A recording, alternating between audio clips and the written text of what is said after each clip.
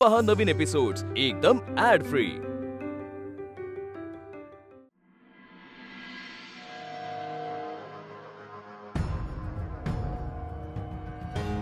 Concert तर होणारच आणि 1000% होणार।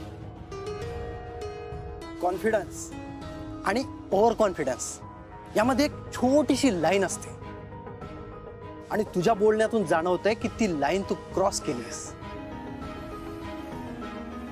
एवढंच वाटत असेल ना तर दुसरे स्पॉन्सर शोधा, मार्केटमध्ये कुणी भीक घालतं का बघा। मला तर खात्री आहे कुत्र सुद्धा होणार नाही प्रभास सारख्या अनप्रोफेशनल माणसाला। असं तुम्हाला वाटतंय?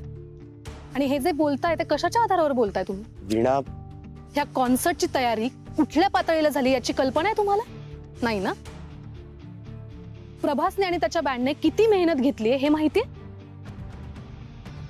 आणि फक्त मेहनत नाही हा, चिकाटी सुद्धा।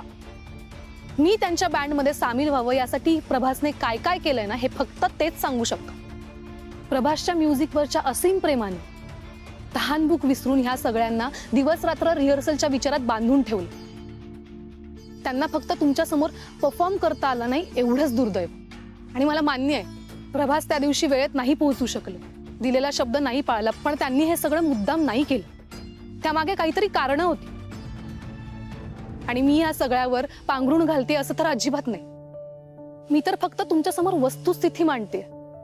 आणि राहिला प्रश्न प्रोफेशनल असण्याचा, तर घरच्या आणि बाहेरच्या सगळ्या अडचणींवर मात करत स्वतःची टेन्शन्स लपवत फक्त म्युझिकसाठी आपलं सर्वस्व पणाला लावणारा माणूस अनप्रोफेशनल कसा काय असू शकतो? गायन तर सगळेच करतात हो, गायनातून देवाची भक्ती सुद्धा करतात, ती तर मी सुद्धा करते, माझे बाबा सुद्धा करतात। पण प्रभाससाठी त्यांचं संगीत हीच त्यांची भक्ती। मला माफ करा पण ते तुम्हाला इतक्या पोटतिडकीने समजावत होते तरी तुम्ही त्यांचा एकही शब्द ऐकून घेतला नाही। आणि ह्याला प्रोफेशनल असणं असं म्हणायचं का? सांगा ना। तुम्ही किमान त्यांना एक संधी तरी द्यायला हवी होती। ह्या कॉन्सर्टसाठी किती तयारी झाली हे तुमच्याही नक्की लक्षात आलं असतं। तेच बघायला आलो होतो काल मी, पण काळ वेळेचं भान नसलेल्या माणसाच्या गुणाचं काय करायचं मला? आणि तसंही तुमच्या आजकालच्या पिढीचा एक गैरसमज आहे, कलाकार म्हणजे मनमौजी, तो कसाही वागला तरी लोक त्याला ऍडजस्ट करून घेतातच। हे असं काहीतरी इम्प्रेशन आहे तुम्हा लोकांचं, त्यामुळे तुम्ही स्वतःला सिद्ध करण्याआधी तुमच्यात ऍटिट्यूड येतो, मग वेळ न पाळणं, कमिटमेंट न पाळणं याला तुम्ही तुमचं टॅलेंट समजता। सर माफ करा, पण काल काय काय घडलं याची कल्पना देखील नाही हो तुम्हाला। आणि एखाद्या गोष्टीची पार्श्वभूमी माहित नसताना त्यावर सरळ सरळ मत मांडणं हे कितपत योग्य आहे? आणि सर, कलाकार हा अत्यंत संवेदनशील असतो, म्हणून तो दुसऱ्या कोणालाही दुःखात किंवा संकटात नाही बघू शकत। काल जर प्रभास वेळेवर आले नसते ना तर एका मुलीचं आयुष्य उद्ध्वस्त झालं असतं।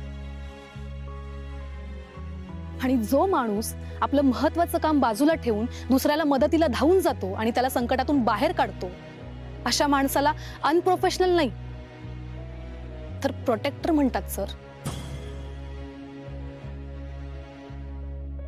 आणि प्रभास बद्दल तर हा प्रश्न पडतो की ते एक कलाकार म्हणून जास्त चांगले आहेत की एक माणूस म्हणून?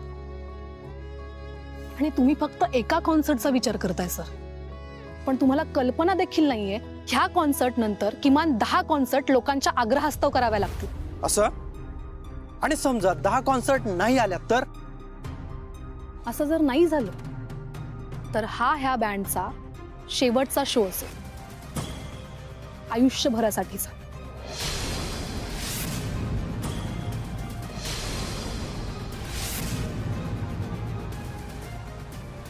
बोलायला पैसे नाहीत लागत, कॉन्सर्ट करण्यासाठी पैसे लागतात। तुमची गाण्याची हाऊस फिटेल पण माझे पैसे वाया जातील त्याचं काय? कॉन्सर्टवर पैसे लावून मला काय मिळणार? ठीक आहे, तुम्हाला असं वाटतं ना की तुमचे सगळे पैसे फुकट जाणार, मग सर एक काम करा ना, तुम्ही कॉन्सर्टच्या आदल्या दिवशी येऊन सगळी तयारी झाली आहे की नाही हे एकदा तपासून घ्या। आणि तुम्हाला 1% जरी असं वाटलं ना की हे वर्क नाही होणार आहे तर आम्ही तुमचे सगळे पैसे परत करू। आमच्या खिशातून.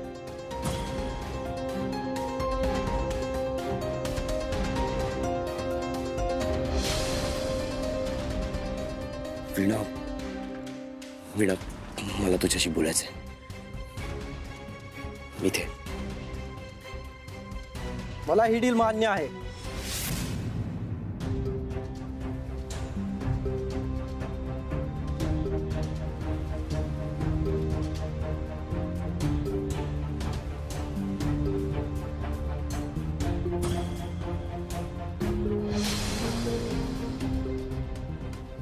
पण तुम्हाला तुमच्या शब्दावर ठाम राहावं लागेल. जर कॉन्सर्ट वर्क नाही झाली तर मी तुमच्या सगळ्यांकडून पैसे वसूल करेल, ते व्याजा सकट. Okay, done.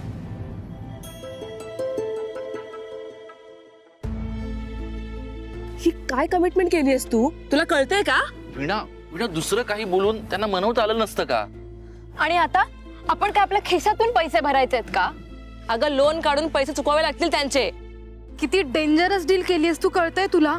वीणा, अगं एकदा ही अशी डील करायच्या आधी आमच्याशी बोलायला तरी हवं होतंस तू. आय मीन, देव ना करू पण आपण जर फेल झालो ना तर मग पुढे कोणताही फायनान्सर उभा नाही राहणार आपल्या बँडसाठी. तुम्ही सगळे असे का वागताय? तुमचा तुमच्यावर आणि तुमच्या बँडवर विश्वास नाहीये का? हे बघा, तुमचा विश्वास असो किंवा नसो, माझा आपल्या बँडवर आणि प्रभासवर पूर्ण विश्वास आहे. ते जिद्दी आहेत आणि हट्टीही.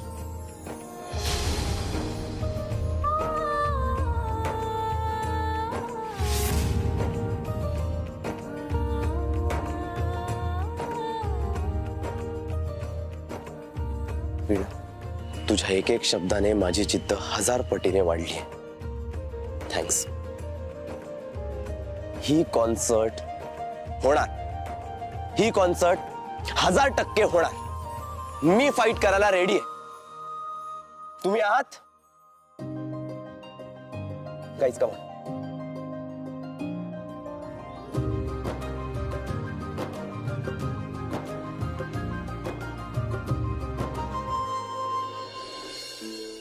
उर्मी, अगं तू इथे आहेस होय? मी तुझ्या खोलीत शोधत होते तुला.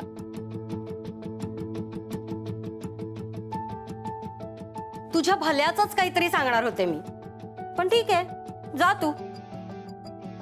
तुझं माहिती नाही, पण मला मात्र हवाय हो प्रभास, माझा जावई म्हणून. पण तुझ्याकडे काही उपाय आहे का मम्मा ह्याच्यावर? रामबाण उपाय आहे. मग सांग ना पटकन. तू मला काही सांगितलंयस आणि मी ऐकलं नाही तुझं, असं कधी झालंय का मम्मी? उर्मी, हे बघ, मी काय म्हणते, अगं ते कसं आहे ना बाळा. मम्मी, मुद्द्याचं बोलशील? हे बघ, असं चिडून काहीही होणार नाही. ऑलरेडी सांगितलंयस मला ते. पुढे काहीतरी बोलशील का तू? मम्मी, तू वीणाची माफी माग. मम्मी, काय तब्येत बरी आहे ना? हा, काय कुणाची माफी मागायला सांगतेस? हे बघ, मी कुणाची माफी मागत नसते आणि त्या वीणाची तर जन्मात नाही मागणार. मग बस अशीच झुरत. ती वीणा त्या प्रभासशी गुलू गुलू बोलून त्याला जाळ्यात घेईल आणि तू बस अशीच झुरत. हे बघ उर्मी, तू त्या वीणाची माफी माग. तू बदललीयस हे तिला दाखवून दे, म्हणजे तुला तिच्याबरोबर रिहर्सलला जायला मिळेल. आणि एकदा का तू तिथे गेलीस की त्या बँडशी नव्याने मैत्री कर आणि त्यांच्या गोटात शिर, म्हणजे प्रभासच्या आयुष्यात शिरायला तुला वेळ लागणार. बघ, विचार कर.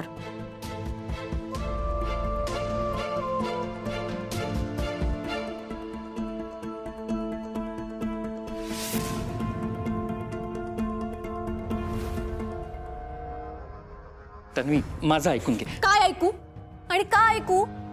मला आत्ताच्या आत्ता क्लिअरली सांग, तुला माझ्याशी एंगेजमेंट करायची आहे का नाही? ऑफकोर्स डार्लिंग, करायचे. मग तू एवढा वेळ का घेतोयस? 2च दिवसापूर्वी तुझ्या आईने माझ्या मम्माला कॉल करून सगळं काही फायनल केलं होतं. And now you are telling me की एंगेजमेंटची डेट पोस्टपोन होईल. For what rubbish. काय प्रॉब्लेम काय तुमच्या फॅमिलीचा? आधी माझं लग्न प्रभासशी ठरलं होतं, पण तो इरिस्पॉन्सिबल वागला. बेबी तू माझी आणि प्रभासची तुलना. होऊ शकते, कळलं ना, अगदीच होऊ शकते. तो सुद्धा 2 वेळा रेडी झाला. पहिल्या वेळेला आलाच नाही आणि दुसऱ्या वेळेला खूप उशिरा आला. मला तर आता असं वाटायला लागलंय ना की माझं लग्न या फॅमिलीशी 10 वर्षांपासून ठरतच आहे. ऐक ना, तू जरा शांत. मला शांत करायची काही गरज नाहीये. किती दिवस झाले मी तेच ऐकते, पण पुढे काही घडतच नाहीये.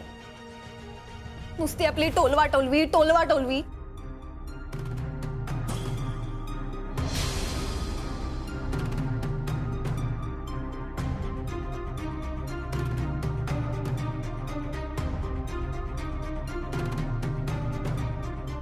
बेबी ऐक ना.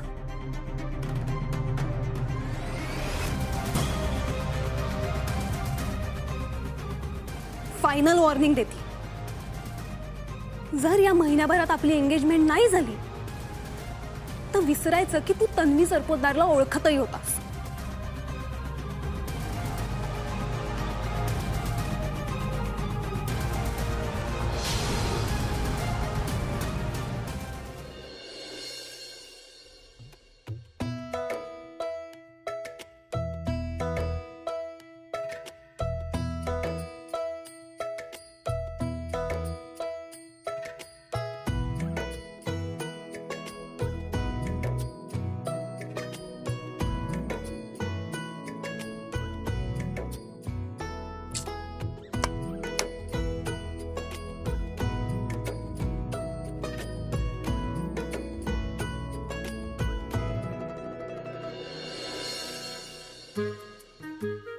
हे काय करतायत? राग व्यक्त करतोय तो. मनातल्या भावना कागदावर न उमटण्याचा राग. संपलेल्या क्रिएटिव्हिटीला कागदांच्या बोळ्यांमध्ये गुंडाळून स्वाहा. म्हणजे गाणं सुचत नाहीये. ती प्रभास सदावर्तेला गाणं सुचत नाहीये. कसं काय? आणि हे कसं शक्य आहे? का शक्य नाहीये? शक्य आहे. हे बघ, आयदर त्याने कॉन्सर्टचं खूप प्रेशर घेतलंय किंवा नाहीतर आता त्याची विचार करण्याची क्षमता संपली. जय, अरे पण हे असंच चालू राहिलं तर काय करायचं आपण? काय करूया? कळवून टाकूया. हा, स्पॉन्सर्सना आत्ताच नकार कळवून टाकूया आपण. अरे ऍटलीस्ट पुढे होणारी नाचक्की तरी वाचेल आपली. असं काहीही होणार नाही. आणि तुम्ही असे नकारात्मक विचार का करताय? त्यांना नक्कीच एखादं छानसं गाणं सुचेल. थोडासा वेळ लागेल, पण मला खात्री त्यानंतर ते खूप छान लिहितील.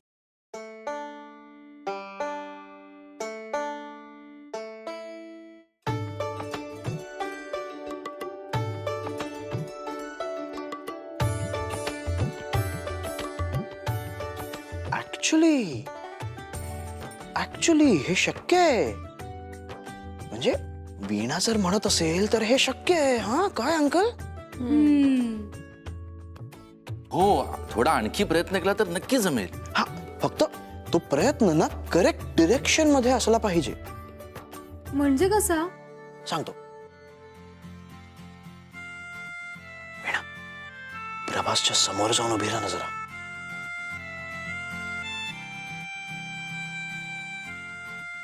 जा, उभी राहा तर खरं सांगतो ना सगळं. जा जा जा जा जा.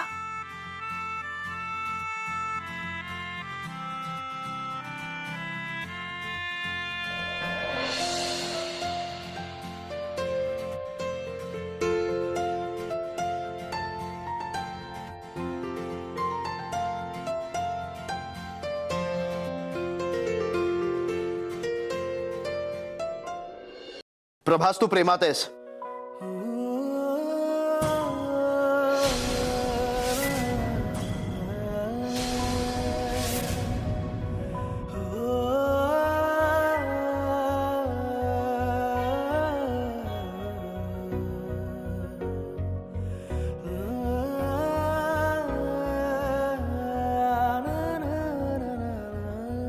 Just imagine.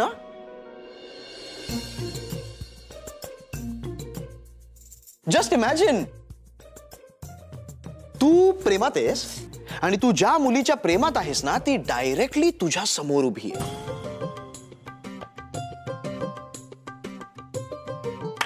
एक्झॅक्टली. प्रभास, तू वीणाच्या प्रेमात आहेस.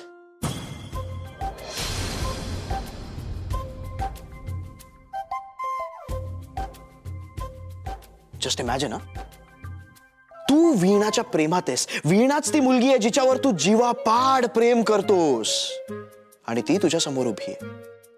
हे मी त्याला जस्ट बूस्टअप करतोय. Please cooperate. हा गँग. मला काय वाटतं अजय, हे ना शुअरली वर्क होईल. आता ही लव्ह स्टोरी लवकर कंप्लीट कर.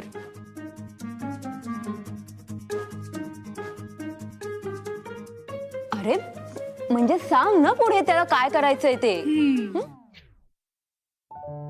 प्रभास, वीणाच आहे तुझ्या स्वप्नांमधली राजकुमारी.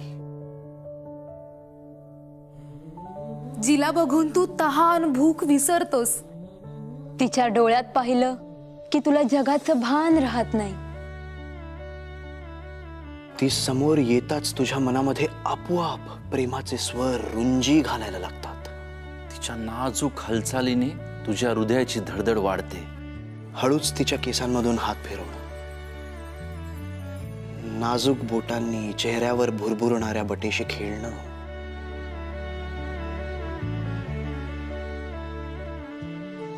तिचं तिरक्या नजरेने पाहणं, तिची प्रत्येक अदा तुला वेड लावते. प्रभास,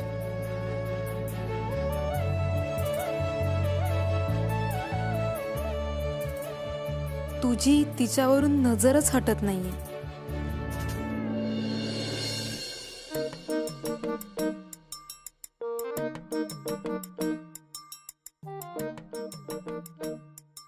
वीणा, ऐक ना, तू बोल आता काहीतरी.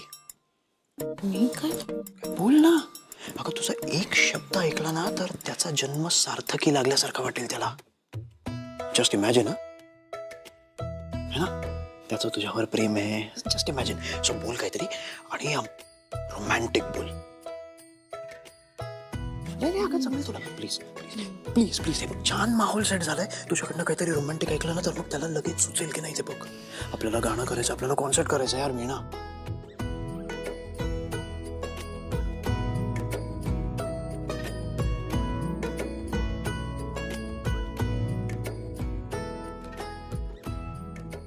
अगं बोल ना वीणा, बघ त्याला सुचतंय काहीतरी. प्रभास, माझंही तुमच्यावर तितकंच प्रेम आहे.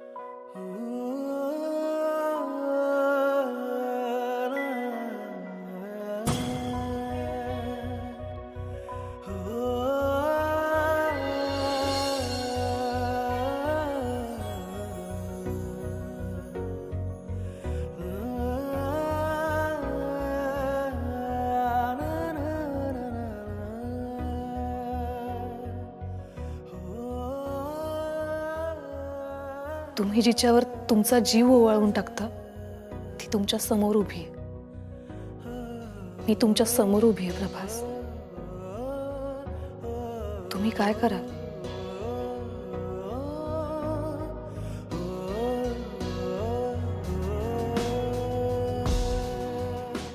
ऐका ना, आपण त्यांना नको प्रेशरमध्ये आणूया, नाहीतर त्यांना सुचणारच नाही. वीणा, लिंक लागली होती यार. आणखी 1 मिनिट बोलली असतीस ना तर सगळं जमलं होतं. अरे पण नाही जमलं ना. एवढं सगळं करून काहीच फायदा नाही झाला.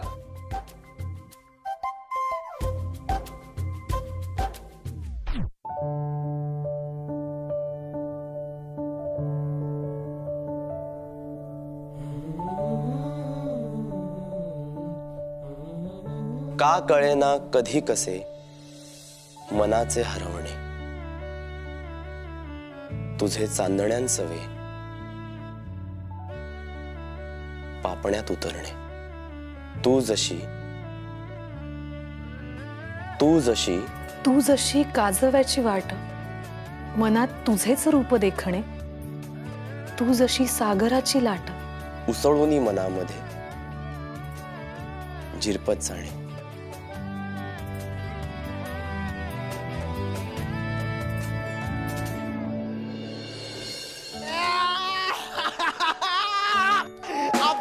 कॉन्सर्ट हिट होणार बेबी 1000%.